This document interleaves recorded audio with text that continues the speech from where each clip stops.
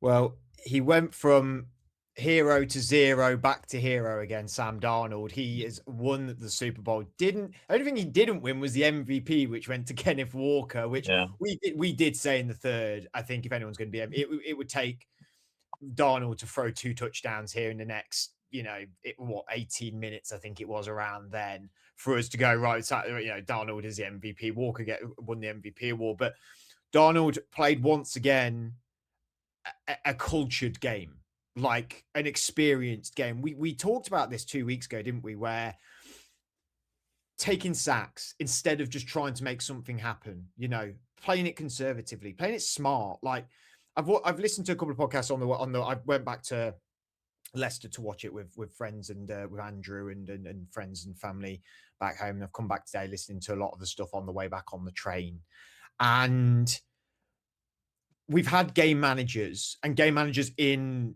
Super Bowls as well, but this guy isn't Jimmy Garoppolo.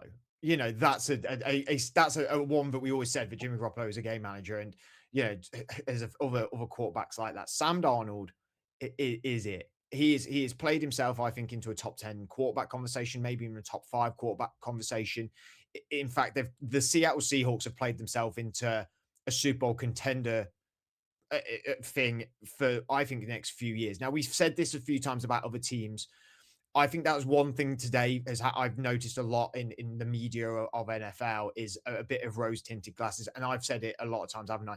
The NFL can be such a recency bias sport where we forget how good some teams are, Yeah. or how bad they were at some given points as well. I mean, Seattle, through halfway through the season, they took a dip, but they were still on the way, and they've come through some adversity with some of their injuries. Zach Charbonnet looked like he was going to take the starting role pretty much half of the season, and now Kenneth Walker has just played an MVP game in the Super Bowl. Now, it sometimes doesn't matter, even if you do play an MVP game in the Super Bowl, you can be gone the next minute. But I think the Seattle team have just been built, and we were given so much credit to McDonald, the head coach, to John Schneider, the GM, that this team has been crafted to be really successful, I think, for quite a while. Yeah, it does feel like they've got a very good chance of keeping this going for some time. They've got an insane amount of cap space. They've got an incredibly young defense that is looking really, really good. And they've gone and got themselves a quarterback who, I suppose, at the end of the day, he kind of is a bit of a game manager and a system quarterback, but it works. So what's the problem, kind of thing. I When think that when the system's this good, there's no yeah, problem that yeah, exactly. It there's doesn't no matter, problem with does that it? logic. It's like he doesn't need to be like someone like Patrick Mahomes running around out the back making insane plays because the system works. So it's okay. I think I think what the one thing that I think epitomized the change in Darnold, and I think that this is I listened to something earlier and they were talking about how Kyle Shanahan had come out and said that he felt like when Darnold was at the 49ers that they're getting a lot of credit that they for not really doing a lot, and it was just more about just giving the guys some confidence. And I think that the sort of the thing that you saw was just the ability and the confidence in him to manage that game, even when the game is arguably done and you're miles ahead. He just slid down towards the end of the game because it didn't go how it was meant to that particular play. He knew that he was in trouble and he just went down. And it's like I remember him at the Jets and running around like a madman, trying to create like a Mahomes style play. And there just there wasn't any need for it. And he understands that now. And I think that it really goes to show because I put a thing out last night on Twitter just coming out and saying, well, it goes to show about coaching, doesn't it? It goes to show that if you give the guy some time, if you give him some confidence, if you've got good coaches around him, then it'll work. And all of a sudden, you sort of start thinking, so all of these guys that have come through the draft and they've ended up at the Jets, at the Browns, at the Cardinals, we all, I think there are certain things you need to have certain traits about you, so I'm not saying Kyler Murray's suddenly going to be amazing if he gets a good coach, but it's like, I feel like there are certain things where you can do that and you can have that. And maybe we're all just a little bit too quick to judge on some of these quarterbacks and that they need to be given a bit more time. But yeah, I mean, he's played himself into getting probably an improved contract at the Seahawks, I would have thought, and probably for a decent amount of time as well. I think he's done pretty well. I think if you were looking contractually, I just think he screams to me someone who's going to have team friendly contracts the rest of his career and be Yeah, quite probably. happy with that. And I don't think he's looking for that big bucks. But not to get like too not emotional or like philosophical or whatever, but like this is why we like love sport is for the stories like Sam Darnold. Like he was completely he was losing. He lost his job at the Jets. He got cut there. He went to the Carolina Panthers, got benched there for Baker Mayfield. Both subsequently have left their starting franchises, have dotted around and have been a huge success. It post that. And it just shows you, like it's we've said it for a couple of weeks, haven't we? And I think it is Colin Cowherd quote that I've heard this from, but it young quarterbacks don't ruin franchises. Franchises ruin young quarterbacks. It is about coaching. It is about nurturing. It is about holding people up and just developing them in the right way and not throwing them to the wolves, protecting them a little bit, giving them that confidence. Like I said, Shanahan, that's great of Shanahan to come out and he said quite a few things. He said pre-game, I think, that if the Seattle team go forward, that Patriots haven't got a chance really, which is not really what most people say. Really, like most coaches Yeah. don't. They try to be a bit more 50-50, credit to both teams, etc. But that's how good the Seattle team is, and that's how good they know that Sam Darnold is, and it's humbling to hear him be like, we just nurtured a guy that had it already, and we said it last night. We sat around together last night. And I said about it to the guys, like, look, like it's this whole Sam Darnold's thing's been crazy. What crazy whirlwind, for being that bad and people thinking that bad. And Andrew said it. I never thought it was bad. I never thought it was bad. He was good when he was at college. He was good when he came into the draft. We said he should have been the number one. Some people wanted him to be the number one pick. Mhm.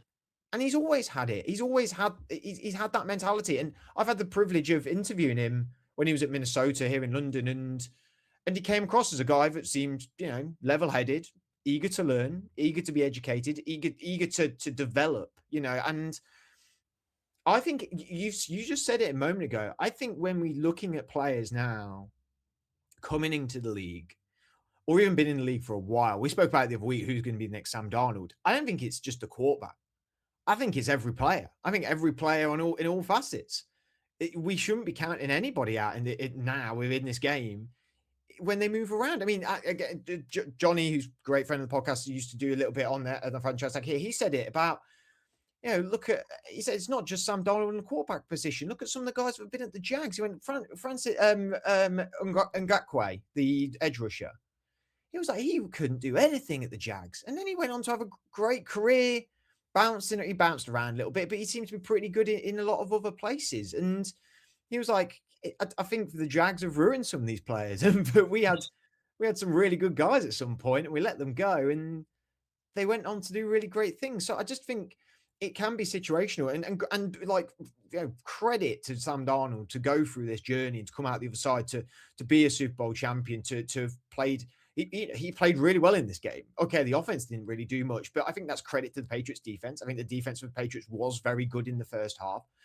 And I think that they really went balls to the wall first half. And when, they blitzed, what was the blitz percentage was like the highest for Donald dealt with all year or something like Yeah, that. it was something crazy, wasn't it? The blitz on going Yeah, against him. but I think they went, we can't go behind against these Yeah. because they'll just punish us. And I think, when I reflect on it now and more I think about it, I don't think Seattle got out of second gear.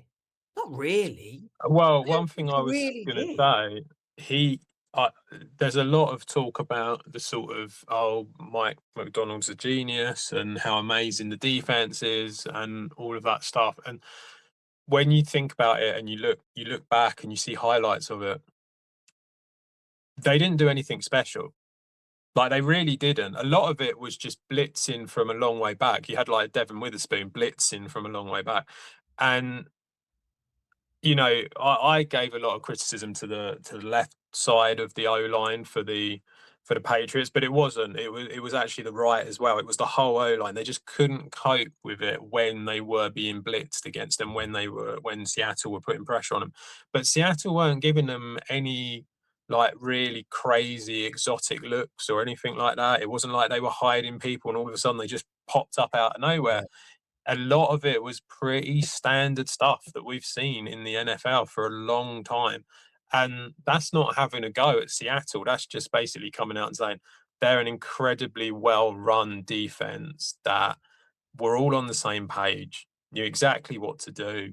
And basically, the Patriots just couldn't cope with it. Mm. Just studs, like just studs across the board. I mean, Yeah. they were saying about earlier on another podcast about the drafting and how well they've drafted, and they're getting like Yeah. 3 players out of a draft that are like stud guys, and even when they got Witherspoon, what was it, pick 5? That was he was Yeah, not he was he, top bit, wasn't it? I'm pretty sure it was the 5th pick. I remember he was not seen as the best cornerback in that class. It was seen as a bit of a, like, he's going to be good, but like maybe would have gone with another guy. Now I can't remember who the other guys were for the life of me. Well, Now the I'm other not. guy was on the other team. Oh, Gonzalez. Gonzalez, yeah, they went the same Oh, year. right. Wait, oh, really? Oh, yeah. Come to think of it, yeah, it was Gonzalez, wasn't it? And I think at the time we were surprised that Gonzalez Yeah, go above him, didn't yeah. go over him. Yeah. But I mean, massive shout out, credit to Aidan Durd, the defensive coordinator for Seattle. Obviously from the UK. That I say obviously because if you're a UK listener, you're going to have heard about that a lot over the last few days. And congratulations to him. Do you think next coaching cycle we might see it? Do you know, it's really difficult because logic suggests that he would, given what's happened. And if he's going to stay and they have another really good season, you would think, yeah. But Mike McDonald is the guy who's calling all the defensive plays. So it does kind of put a limit to what is being done by him. But yeah, I think that probably it would be surprising if he didn't get certainly a few interviews. I would expect, just purely coming from the fact that he's done what he's done here. Obviously, there's only the card. No, there's none left now, is there? They've all been No. done for this year because Clint Kubiak's going to the Raiders.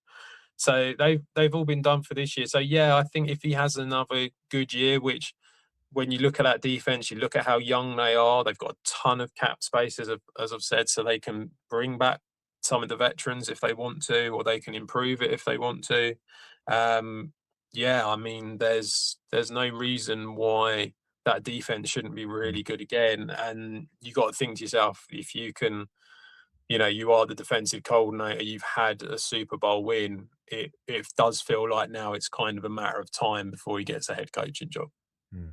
With Kubiak has pretty much been announced straight the next day, which I did think was very strange timing. I know that it was rumored, but like it was literally this morning, our time, that it suddenly came out, and I was like, "Geez, they don't hang around in the NFL, do they?"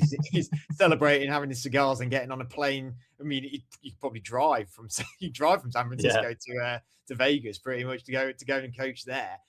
Losing the offensive coordinator, right? We've seen it in other places where it does have a detrimental factor, a detrimental problem with the teams. Do you think that they're going to be the favourites next season? Obviously, that always happens. Is the winner of the Super Bowl becomes the favourite? The facial pulling, I completely agree because I know where you're going with it. I know exactly they're not. But they are going to be in the conversation with going back to the Super Bowl next season. Do you? Because you're reading my mind, I'm reading your mind. I think the Rams are the favourite next season again. Do you think they can maintain this success though? If they're losing the offensive coordinator, I think pieces wise, I think they go out and get another wide receiver. I think they maybe look at second tight end. You could go someone better than Barner, or someone not as good and have a bit of a dual tight end thing. And then I think it's just sort of replacing Lawrence and also Richardson in the middle. It's Richardson, right? No. For the O-line? The defensive tackle. No, defensive tackle. Sorry. Yeah, on the defense. So you've got so DeMarcus Lawrence, I think, is is a potential free agent, and I can't remember. They've got a couple, but the other Is one, the big one is Ken Walker, Yeah. um, because having done that, and also it's not just that, it's the playoff run as well that he's had. But having done what he's done in the Super Bowl as well, he's a free agent. Are they going to be able to pay him? I'm sure I'm sure that you would think he would want to stay, but are they going to be able to pay him compared to what other teams might want to pay him, sort of thing? So it depends if they can do that. But yeah, I mean, they obviously losing your OC is going to be difficult. You've got to replace him with someone. It doesn't necessarily mean that it'll all be the same, but we have seen with most teams that when it kind of drops off and goes wrong, it's because they've lost both the OC and the DC. Yeah. So the fact that they're still going to have this really strong defense, it does kind of, and also the other thing is, as good as obviously Darnold has been, it does kind of feel like they don't need to win with the offense. Like they can win with the defense. Obviously, they need the offense to be able to do something and contribute. But it feels like they don't need to do that all the time. So I think they'll probably be okay with that. It's just a matter of who they find, really. And like you say, they've got the money, so they should be able to bring these guys back if they want to and have another go at it. So yeah, I think they're in a really good spot, and they're definitely top two. They're like them and the Rams. I think it's just that. I mean, there are other teams, and obviously it feels like it's predominantly NFC at the moment. It does feel like it's switched to NFC, and the AFC is kind of a little bit more um, unpredictable with what's happening. But yeah, it feels very much like it's them and the Rams, and there's no real reason why they can't have another really good guy.